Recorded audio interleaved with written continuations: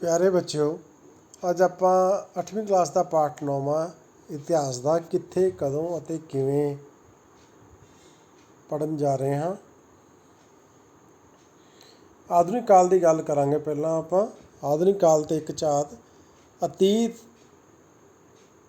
ਦਾ ਅਧਿਐਨ, ਇਸ ਨੂੰ ਇਤਿਹਾਸ ਕਿਹਾ ਜਾਂਦਾ ਹੈ। ਯਾਨੀ ਇਤਿਹਾਸ ਅਤੀਤ ਦਾ ਅਧਿਐਨ ਹੈ।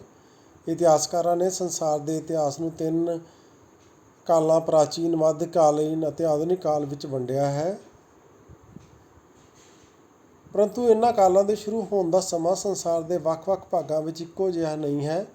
ਉਦਾਹਰਨ ਦੇ ਤੌਰ 'ਤੇ ਯੂਰਪ ਵਿੱਚ ਆਧੁਨਿਕ ਕਾਲ ਦਾ ਆਰੰਭ 16ਵੀਂ ਸਦੀ ਵਿੱਚ ਹੋਇਆ ਮੰਨਿਆ ਜਾਂਦਾ ਹੈ, ਪਰੰਤੂ ਭਾਰਤ ਵਿੱਚ 16ਵੀਂ ਸਦੀ ਵਿੱਚ ਜਦੋਂ ਬਾਬਰ, ਹੁਮਾਯੂੰ ਅਤੇ ਅਕਬਰ ਵਰਗੇ ਮੁਗਲ ਬਾਦਸ਼ਾਹ ਨੇ ਭਾਰਤ ਉੱਤੇ ਰਾਜ ਕੀਤਾ ਸੀ, ਉਦੋਂ ਇੱਥੇ ਮੱਧਕਾਲੀਨ ਕਾਲ ਸੀ।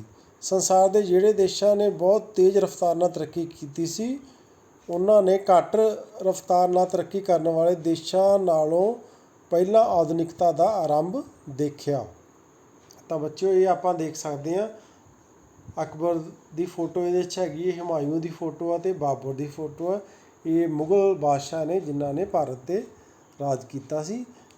ਭਾਰਤ ਵਿੱਚ ਆਧੁਨਿਕ ਕਾਲ ਦਾ ਆਰੰਭ 18ਵੀਂ ਸਦੀ ਵਿੱਚ ਮੁਗਲ ਬਾਦਸ਼ਾਹ ਔਰੰਗਜ਼ੇਬ ਦੀ ਮੌਤ ਪਿੱਛੋਂ ਹੋਇਆ।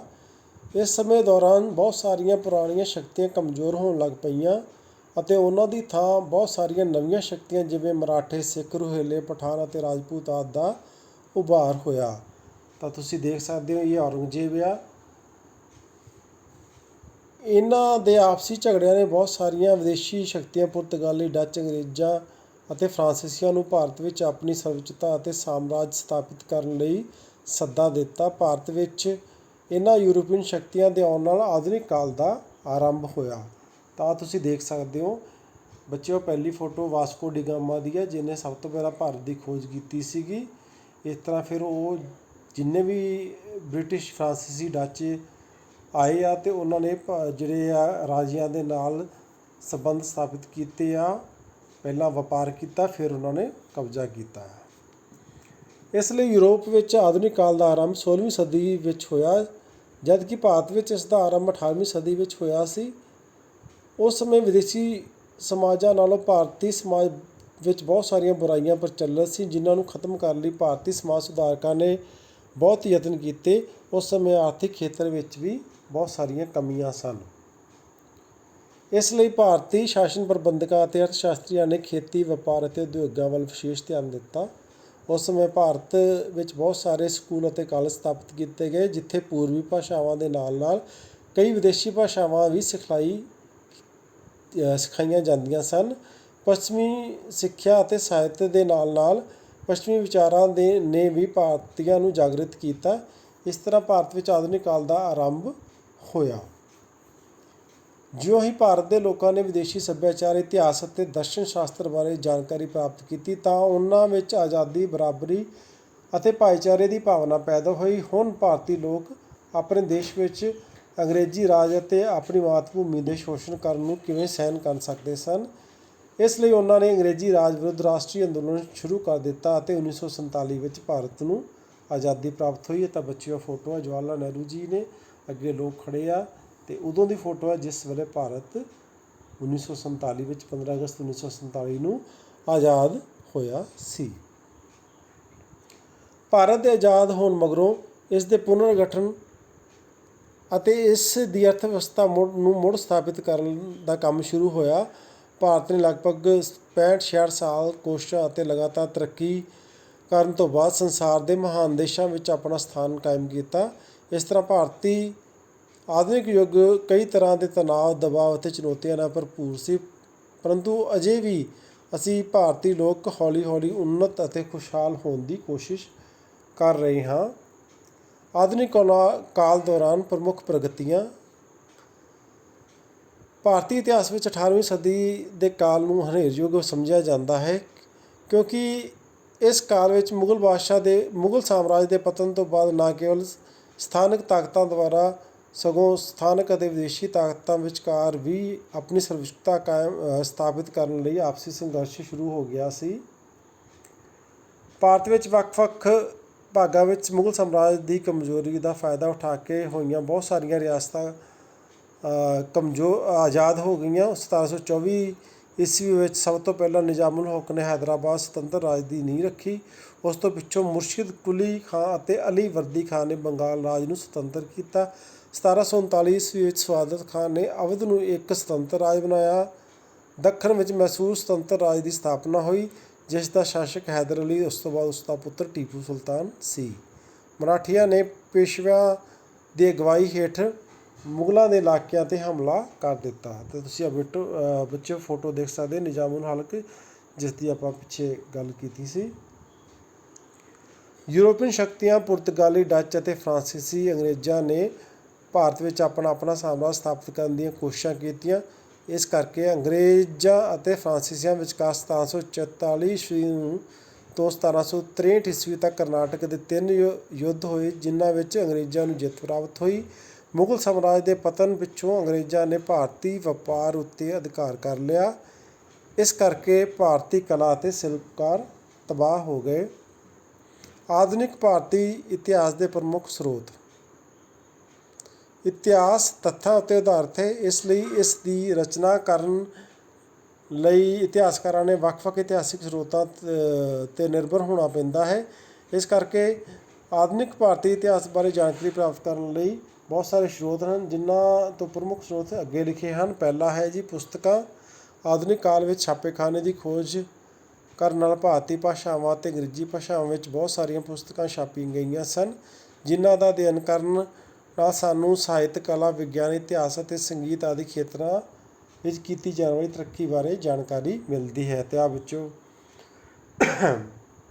ਪੁਸਤਕਾਂ ਨੇ history of medieval India, historical book of world.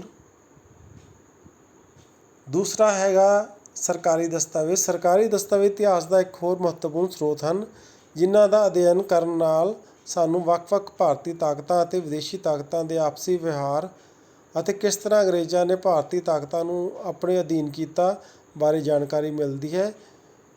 ਇਹਨਾਂ ਤੋਂ ਸਾਨੂੰ ਅੰਗਰੇਜ਼ਾਂ ਦੁਆਰਾ ਭਾਰਤੀ ਲੋਕਾਂ ਦੇ ਆਰਥਿਕ ਸ਼ੋਸ਼ਣ ਕਰਨ ਸੰਬੰਧੀ ਜਾਣਕਾਰੀ ਵੀ ਮਿਲਦੀ ਹੈ। ਅਤੇ ਵਿੱਚੋਂ ਦੇਖੋ ਉੱਪਰ ਡੇਟ ਲਿਖੀ ਹੈ ਸਤੰਬਰ 9, 1863। ਇਹ ਡਾਕੂਮੈਂਟ ਹੈਗੇ ਜਿਹੜੇ ਸਰਕਾਰੀ ਦਸਤਾਵੇਜ਼ ਆ, ਜਿਹੜੇ ਹੁਣ ਵੀ ਅਸੀਂ ਸੰਭਾਲ ਕੇ ਰੱਖੇ ਆ।